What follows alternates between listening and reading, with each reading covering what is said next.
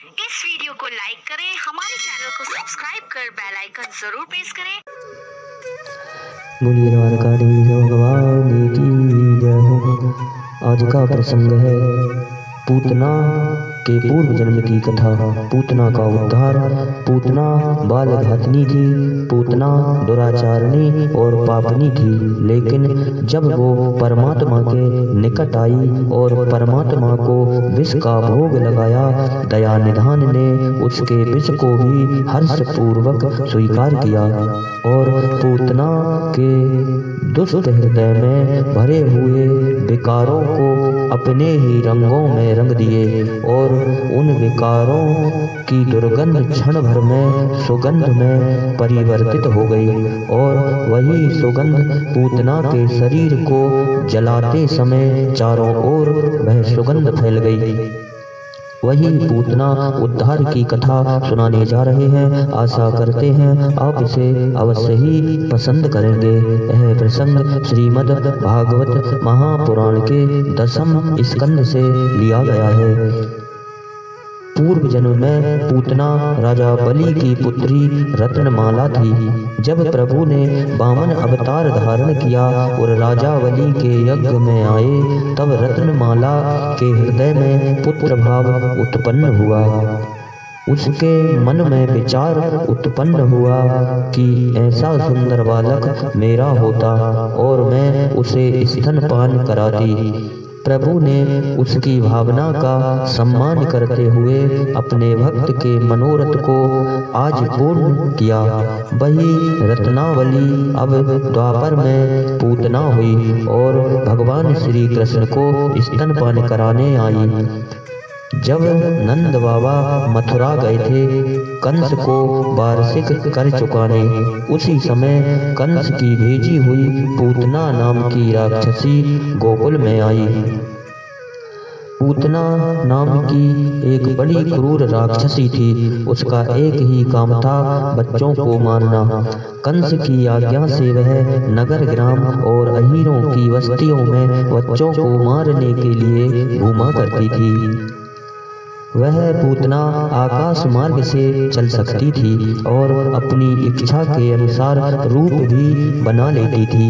एक दिन नंद बाबा के गोकुल के पास आकर उसने माया से अपने को एक सुंदर युवती बना लिया और गोकुल के भीतर घुस गई। उसने बड़ा ही सुंदर रूप बनाया था।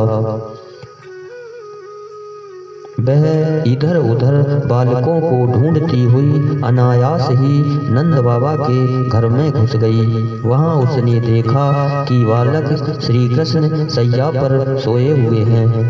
भगवान श्री कृष्ण दुष्टों के काल हैं, परंतु जैसे आग राख की ढेरी में अपने को छुपाए हुए हो, वैसे ही उस समय उन्होंने अपने प्रचंड तेज को छिपा रखा था। मखमली मयान के भीतर छिपी हुई तीखी धार वाली तलवार के समान पूतना का हृदय तो बड़ा कुटिल था, किंतु ऊपर से वह बहुत मधुर और सुंदर व्यवहार कर रही थी।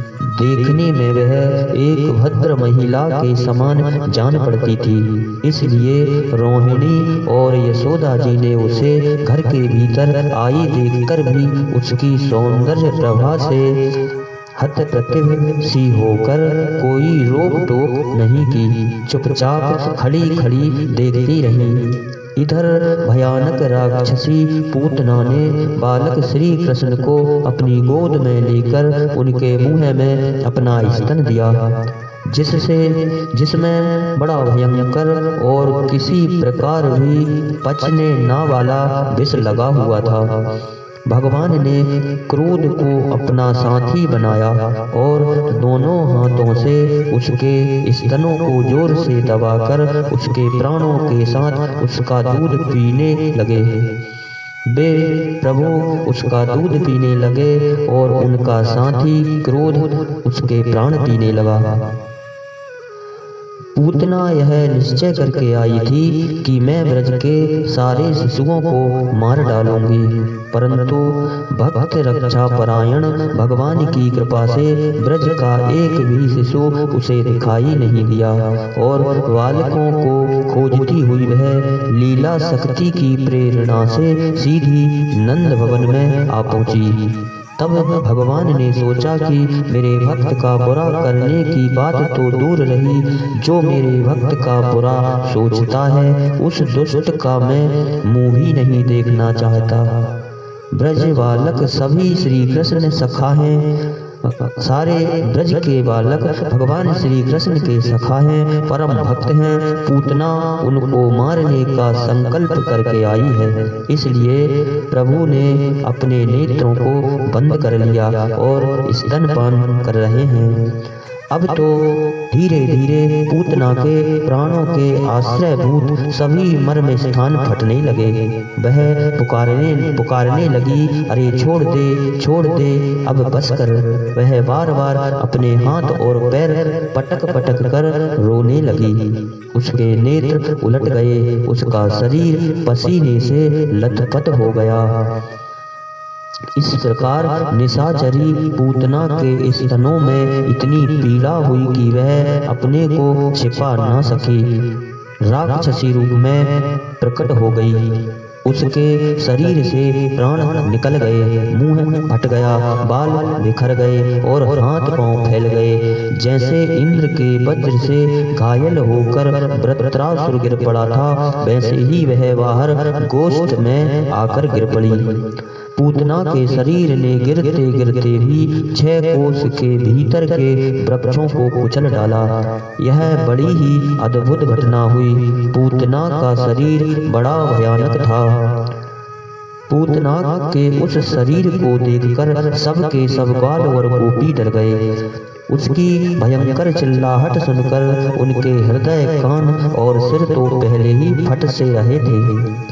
जब गोपियों ने देखा कि बालक श्री कृष्ण उसकी छाती पर निर्भय होकर खेल रहे हैं, तब वे बड़ी घबराहट और उतावली हो गईं और झटपट वहां पहुंच गईं तथा भगवान श्री कृष्ण को उठा लिया।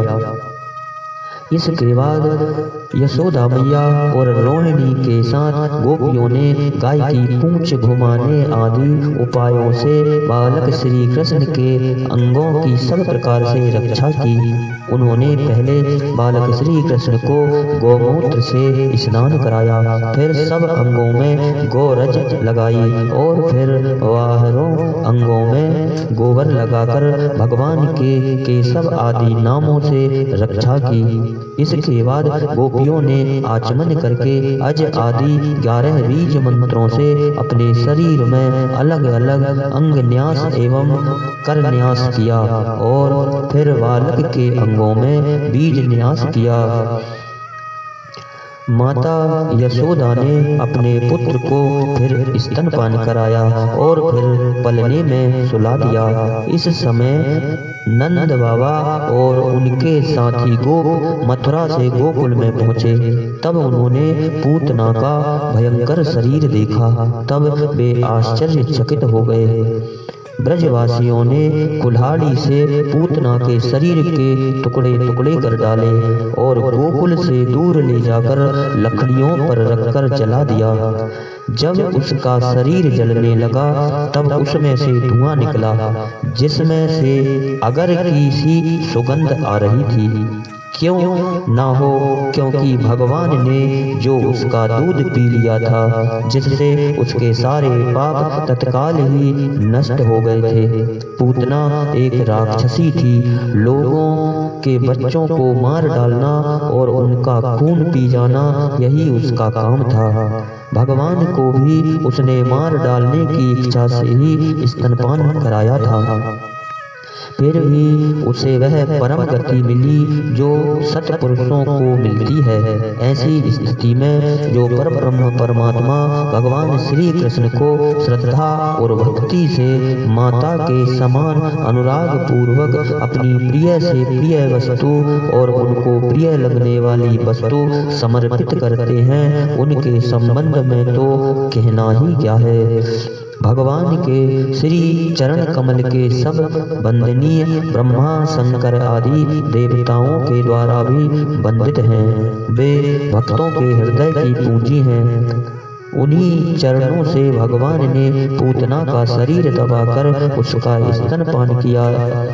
माना कि वह राक्षसी थी, परंतु उसे उत्तम से उत्तम गति जो माता को मिलनी चाहिए वह प्राप्त हुई। फिर जिनके स्तन का दूध भगवान ने बड़े प्रेम से पिया, उन गौओं और माताओं की तो बात ही क्या है।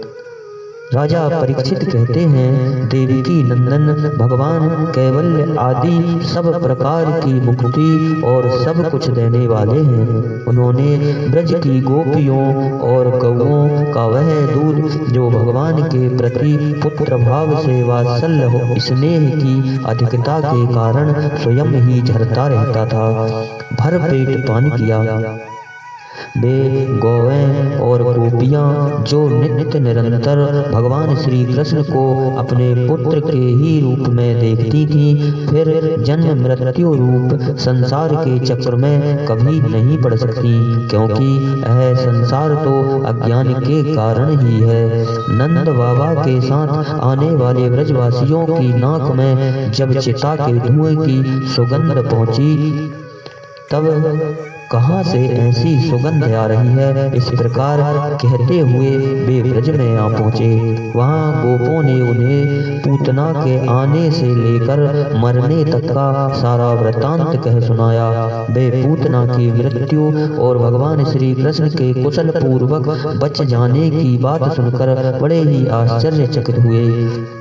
उदार शिरोमणि नंद बाबा ने मृत्यु मुख से बचे हुए अपने लाल को गोद में उठा लिया और बार बार उसका सिर सूंघ कर मन ही मन बहुत आनंदित हुए। यह पूतना मोक्ष भगवान श्री कृष्ण की अद्भुत बाल लीला है, जो मनुष्य श्रद्धा पूर्वक इस कथा का श्रवण करते हैं, उन्हें भगवान श्री कृष्ण के प्रति अनन्य प्रेम होता है।